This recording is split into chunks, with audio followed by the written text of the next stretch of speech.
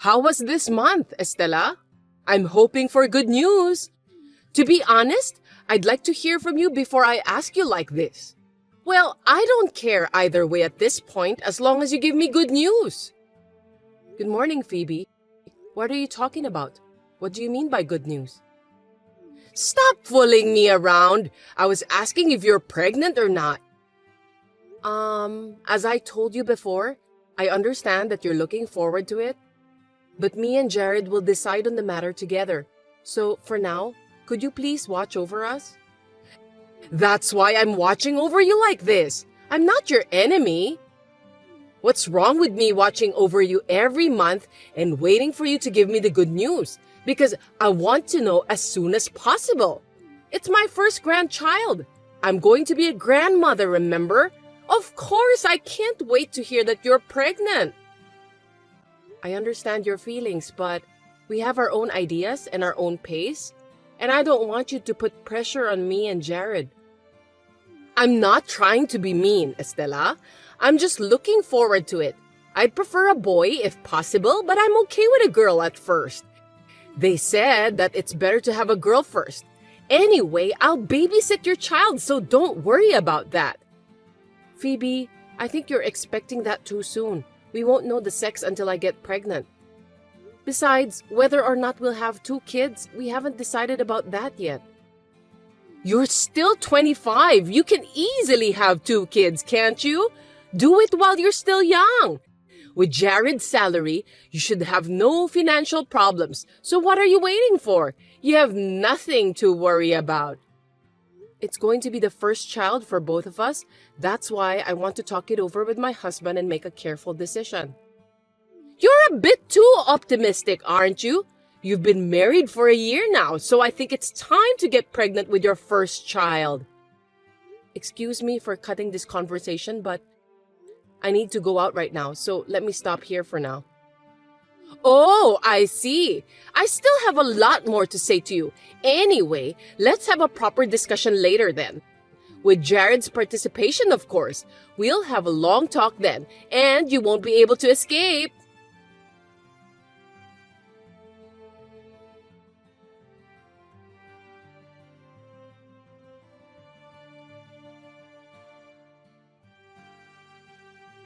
Oh my! What are you going to do with such passivity? Now that you're married, you have to be more proactive. You were trying to surprise me, weren't you? If so, it was a big success. But if you're pregnant, you better tell me. What? No, I don't have any good news for you yet. Oh my God! Our neighbor, Miss Adams, saw you go into the obstetrics and gynecology clinic. Don't hide it. Tell me, you're pregnant, aren't you? Well, obstetrics and gynecology is a place for non-pregnant women as well. I hate to say it, but that's a misunderstanding. I don't want you to make assumptions based on eyewitness information alone. What? Then what is it? I'm sorry. I'll switch with Jared. Estela, I'm not finished talking with you. Say it from your mouth. Mother, it's me, Jared. Estela and I were just having an important conversation. Don't worry, she's sitting next to me. But since you're being so forceful, it seemed better if I spoke first, so we switched. Oh no, something serious? I'm getting nervous here. Actually, we're in the middle of fertility treatment. Oh, really? I didn't know that. So that means Estela is infertile. Oh my God, that's terrible. Why did you marry such a person, Jared? What should we do then? Oh, now I finally understood the situation. That's why Estela only responded negatively whenever I mentioned about pregnancy. Surely it's not a good conversation topic for her. Enough is enough. This is such a waste of time. I don't want to wait any longer. Why don't you two just get a divorce? Don't be hasty. We're still in the middle of a conversation. Estela isn't the one who's infertile. Me too. Did I make myself clear to you, Mother? Let me say it once again. I'm also infertile. What? You too? No way! I'm supposed to have given birth to a perfect son.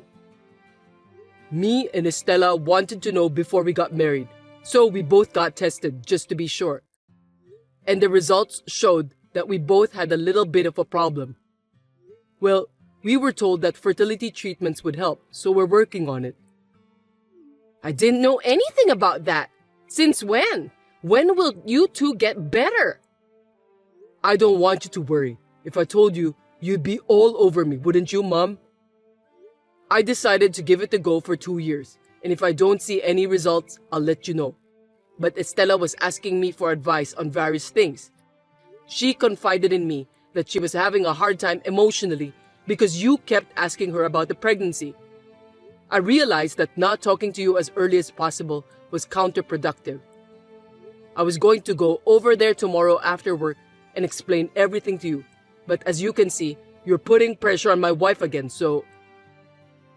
It's hard to believe that you're infertile too. It's true. I'm getting proper treatment now. I just want you to shut up for a while and let us go at our own pace. Will you watch over us? The longer I watch over you, the older Estella will get. I still think it would be faster to get a divorce. What? Why?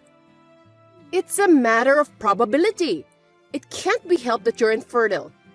You'd better remarry a woman who isn't infertile then.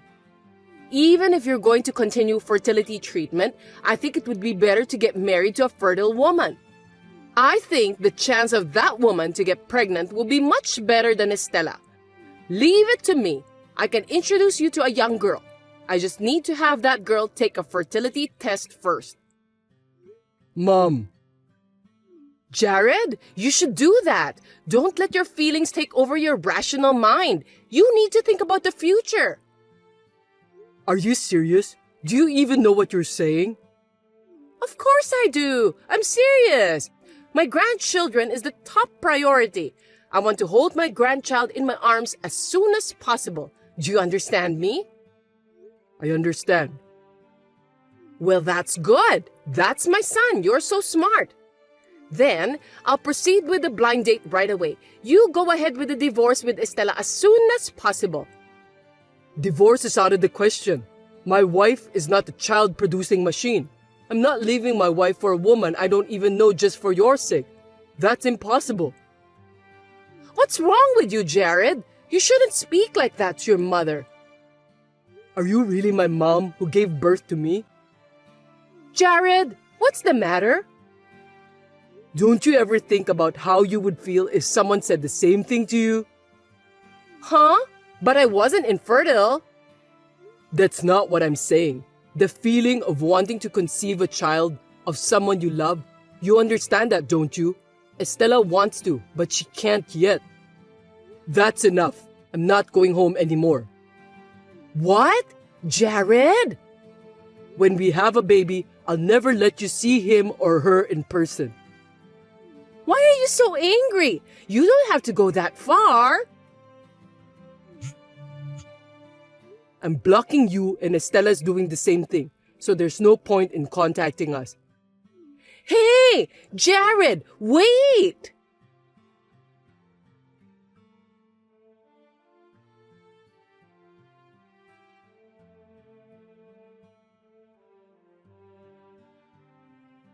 When my husband reported this incident to his father, he was very angry and scolded Phoebe for her lack of delicacy. A month later, my husband's request for a transfer was approved and we decided to move. In addition, the good news continued, and thanks to the fertility treatment, I got pregnant. After spending 10 months and 10 days without incident, I gave birth to a healthy baby boy. However, I did not tell my mother-in-law about this. Perhaps she may have heard about it through rumors. Apparently, she has a knot in her head that she thinks that as long as she has a grandson, she can go back to her former relationship. My father-in-law kindly suggested to keep it as a secret because it seems that my mother-in-law doesn't understand that she is the main cause of the problem. My father-in-law sometimes sneaks out to the baby, though it is an hour-and-a-half drive from his house. It will be a little while before my mother-in-law will be able to hold her grandchild in her arms.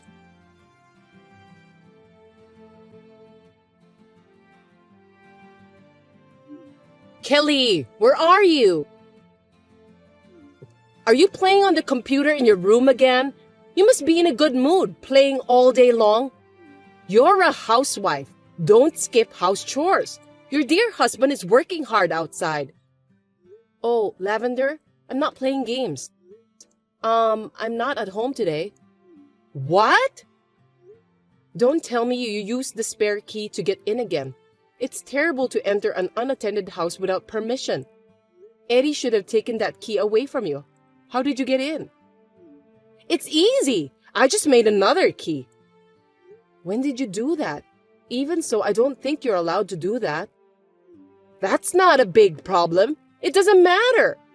What on earth are you doing out on a weekday afternoon? You're hiding something, aren't you? You're not having an affair, are you? There's nothing but suspicion. Of course I'm not having an affair. Looks like you've been watching too much drama, Lavender. I'm sorry, but I can't keep texting you. I'm standing on the side of the road and I have an urgent matter to do. Can we talk later? Huh? Even though I still have some more things to tell you? How rude! I really need to go. I'm sorry, but it's about time. I don't have much time. Oh, please don't go into my workroom without permission. I don't want anyone touching anything there. It's locked, but just in case, you could pry it open. Wait, Kelly! I still need to talk to you. Excuse me, Lavender. I'll see you later.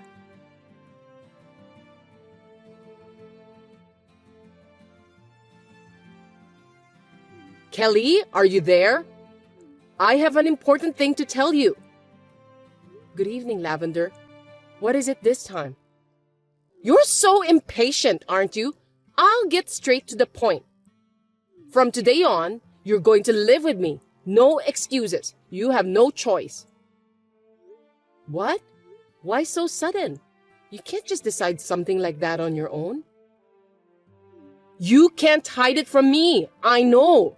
You've been told at the hospital that you're dying, haven't you? I heard about that. What? Me? Dying? Where did you get that from? I heard you have 3 months to live. Poor unfortunate girl. You know your own life expectancy and yet you got married to my son? It's totally a scam. It's against the common sense. You should have told us before getting married to my son. Looks like my son got married to a woman with a time bomb. Where in the world did you hear about that? You can't fool me. You were at the hospital yesterday. Oh, yes. I just went to visit a friend in the hospital. You're lying. Do you have any friends? You are such an outrageous wife. I'd really like my son to divorce you right now, but it wouldn't be right for the world to see me kicking out my son's wife who's been told that she's dying. But you know, even if you just let me deal with you every day like this, your crime of deceiving and marrying Eddie isn't right. I'll let you atone for your sins. Isn't that a good idea? For the remaining time of your 3 months to live, you must devote yourself to me. I'll have you move in with me starting today. This is no time for leisurely recuperation. I'm not going to put you in the hospital. Well, since you said that so suddenly, it's hard to give you an immediate answer. You must decide right away. Your time is short.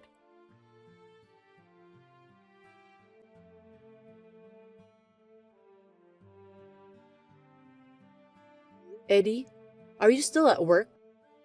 Do you have a minute? I'm in a bit of trouble. Hey, what's up? I don't understand how it happened, but your mother has been saying some strange things to me. What? Somehow, I have a bad feeling about this. Are you okay? Don't be surprised of what I'm gonna tell you now, okay? She told me that I have only 3 months to live. And in order to devote the 3 months I have left, she's asked me to move in with her and take care of her starting today. Huh? I don't think this is something funny. What do you mean by moving in with my mother and taking care of her? Kelly, you just had your health check last month and was told that you are super healthy. I don't think a person as healthy as you has only 3 months to live. It's just like that. Funny, isn't it? Becoming some sort of slave for your mother for 3 months? It doesn't make any sense at all. Oh, could it be that thing? Yes, I was thinking about the same thing. Maybe that's it. Maybe she came into our house without my permission again and was listening to that while I was in my workroom. I see. Trespassing again. And now she's being paranoid. Oh, gosh.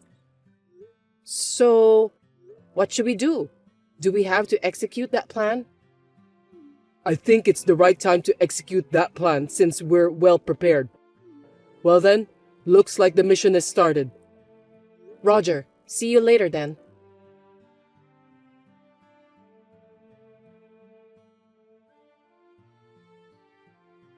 Kelly, you're always late for everything, aren't you? I haven't received your reply. How long are you going to make me wait? Sorry to have kept you waiting, Lavender. I got a call from someone I know. Hang up the phone right now. Such a phone call. I don't have the whole day for you. So, what's your reply? Okay, I won't be hospitalized. Good. You're being awfully nice. I'll have you work for me every day. You don't have time to get sick. I'll take care of it, but I'll need some time to move in. What? For what? Hurry up! I need to prepare a change of clothes and other personal items. Are you asking me to move in with just the clothes I'm wearing on right now? Your neighbors spread a bad rumor about you if you live with your daughter-in-law who wears the same clothes every day and don't change, right? That's indeed a problem. I have to be considered as a nice person by my neighbors. I know, right? So please give me 3 days. I'll do my best to get ready. I won't embarrass you, Lavender. Also, you have some allergies, right? I'm sure that the house will be covered in dust during this period. You will definitely have a hard time with sneezing and runny nose if I don't clean the house. I definitely don't think it would be a good idea for you to come quickly. I don't have a choice. I don't like dust. So I'll wait until you're ready. Well, 3 days will do. No more than that.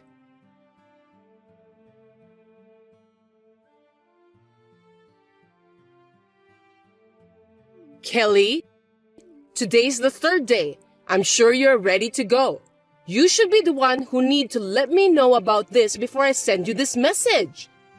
It's already evening, so get your ass over here. Stalling for time won't help. I've left a lot of chores for you to do. If you don't come soon, you'll just get busier. There's a lot of trash all over the house. I'm leaving it all out so that you can have a rewarding time cleaning them.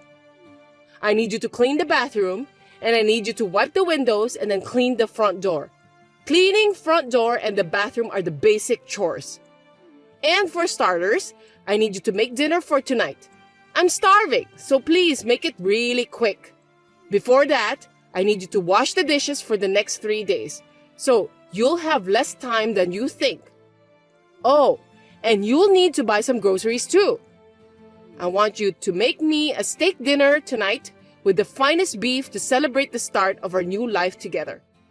Of course, you will pay for all of it. You only have 3 months to live anyway, so what's the point of leaving money behind? Spend all your money on me before you go to heaven. Hello, Lavender. Sorry for the delay in getting back to you. Me and Eddie have arrived at a new place around mid-afternoon. Gosh, what a busy day. What? You're already here? How come I don't see you guys? We're in the middle of unpacking, but we're doing our best. I've been so busy with work that I haven't been able to catch up on cleaning up. I'm working on my computer right now. By the way, we're planning to have Chinese food delivered for dinner tonight. Huh? What are you talking about? I haven't received any of your belongings, and you yourself aren't here yet. Where are you now? Have you gone crazy from the shock of being told that you only have a few months to live? Are you being delusional? Are you okay, Kelly?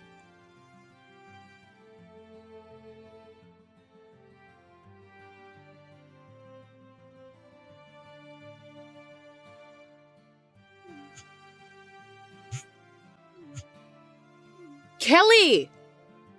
Yes, Lavender, what's wrong? I'm busy, you see. I told you, didn't I? Where are you? I'll have you explain it to me properly. I thought you were just being paranoid and you didn't want to live with me, so I came to pick you up. There's no one in the house. The family next door told me that you moved out this morning.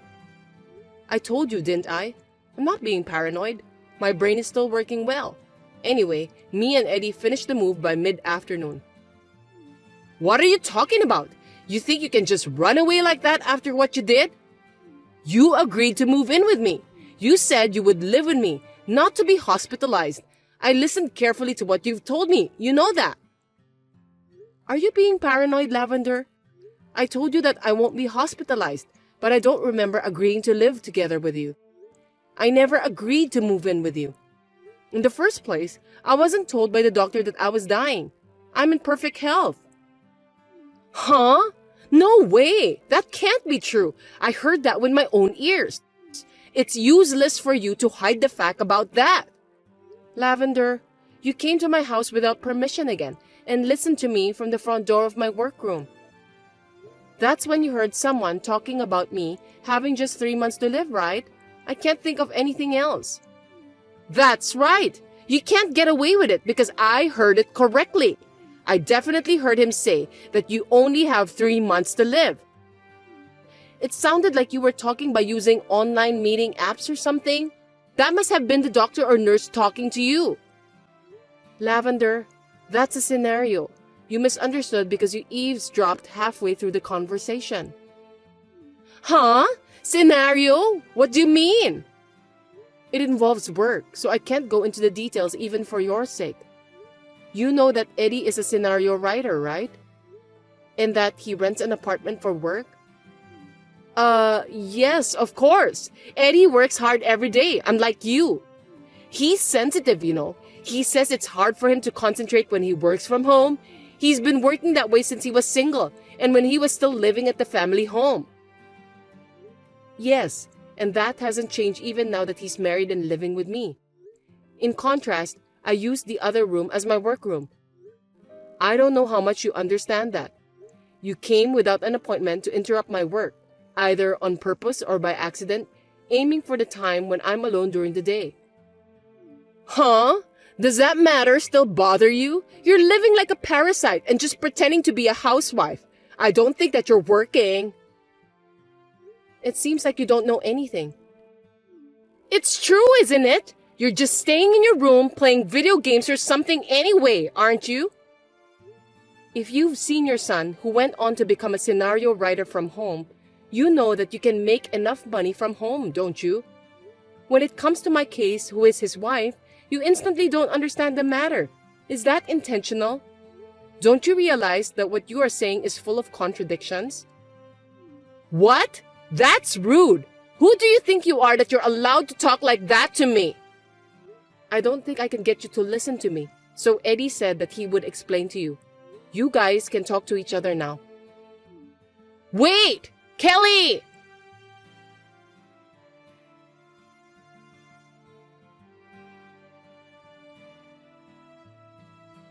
Hi, Mom. I'll take over from here, so listen carefully. Eddie, explain to me in detail so I can understand. What on earth is going on? Kelly, who was supposed to have only 3 months to live, is actually in good health. Well, she certainly looks healthy, doesn't she? But I definitely heard the voice saying about her life expectancy from her room, and it sounded so serious. Kelly told me earlier that you were eavesdropping. That was the scenario I wrote. Huh? I wrote the scenario about a woman who only has 3 months to live. It was well written, right? After that, the voice actors record the voice over based on the scenario, and then the video editing process begins. Kelly is the one doing that work. It's quite a tough job, you know? Well, I don't know if it's difficult for you to understand, but there's a job called video editing, and that's Kelly's job. Maybe you were eavesdropping on the exquisite part where she was watching the video to make sure that everything is in good order. You mistakenly thought it was Kelly who was told about her life expectancy. If you had checked on the spot, this wouldn't have happened. What did you say? That's why, Mom. We're going to cut ties with you to protect our lives. Cut ties with me? Why are you suddenly talking like that? I haven't done anything wrong, have I? It's not so sudden for me. You know why I didn't work in my room at home when I was single? You said it was because you couldn't concentrate at home since you're sensitive, right? I was being nice not to tell you, but the truth is that I couldn't concentrate because you would get in my way. What? Me? No way, that's... Mom, no matter how much I say I'm working, you kept coming to my room and talk to me. When I'm writing a scenario, any noise interferes with my work. I can't tell you how many times I've lost my concentration because of you, Mom. If I lose my concentration every single time, I get extra tired and I can't write anything good. It interferes with my work. So I solved the problem by renting an apartment for work and commuting there. I got used to this style, so even after I got married, I selfishly asked Kelly to let me go to the apartment and do my writing as usual. Now you are interrupting Kelly while she's working at home. Do you know how stressful that is? Well, I thought she was just a housewife. I explained about Kelly's job to you before we got married, right? I don't think you understood me well enough. I just thought she quit when you two got married, because that's what people usually do, right? I have to ask her to prioritize the house chores. I told you she'll continue working even after marriage, and she doesn't need to prioritize the house chores. And you're clearly bullying my wife. Even if you misunderstood that she only had a few months to live, you're giving her a hard time. Well, that's not true. It's a misunderstanding. I mean, a mistake. Anyway, I'm disappointed at you for hurting someone I care about. Besides, you're messing up our lives and our business. So please stay out of our lives. I don't want you messing up our lives anymore. No! Wait! Listen to me, Eddie. Then what am I supposed to do now? I'm already divorced from your father. Are you going to abandon your mother, who has to live alone at home? You don't have to live alone. If you're lonely in the future, I can help you to enter a nursery home, or at least help you with the paperwork. Are you kidding me? If you don't want to live with strangers, you could always go back to the countryside where your uncle or aunt lives. You're still young enough to work, and if you don't like my suggestion, you can handle everything by yourself. I can't take care of you anymore. I'm sorry, but I don't want to do either of those things. And don't call me pretending that it's urgent, okay? If you have to, go through your aunt or uncle. Well, I'm going to cut ties with you, so I'll never see you again. You have to be strong on your own. No! Please don't do that to me! I don't want that! Eddie, don't leave me alone! Farewell, Mom.